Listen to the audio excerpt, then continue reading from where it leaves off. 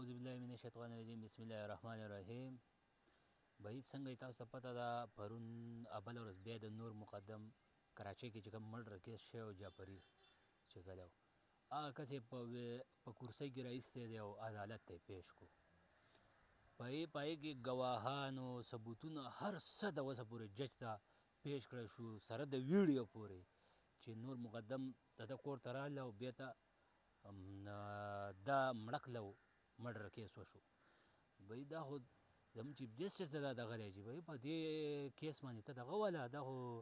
دغه دی دا مډر شوی دی او د اوسه پورې څوک به ځان لیونی کوي څوک به ځان نه پاګل جوړوي څوک به څه کوي هغه چې اوس د پانسۍ اورېدلي دي نو هغه څه په ګډو وډو باندې شروع کړې ده. نو زمونږ دا دغه دی چې بهی عدالت ته چې زر تر زره د دې مجرم ته سزا ورکړی شي که نه نو د داسې قانون هېڅ مطلب نشته او پاکستان کې بیا داسې قانون ختمول پکار دي څنګه چې افغانستان کې بیا قانون راتلل انقلاب راغی یو مسله دقه شان بیا په پاکستان کې یو مسله راځي چې یو مډر کیس ستا د مخې وشي او هغه عدالت هغې ته کیس نشي اورولی نو د داسې قانون خو بیا څه مطلب نشي دا خو هسې ټول ججانه موده دي او عدالتونه ټول هسې یعنې اوده غونته کېناستي. نو زما خاص ګل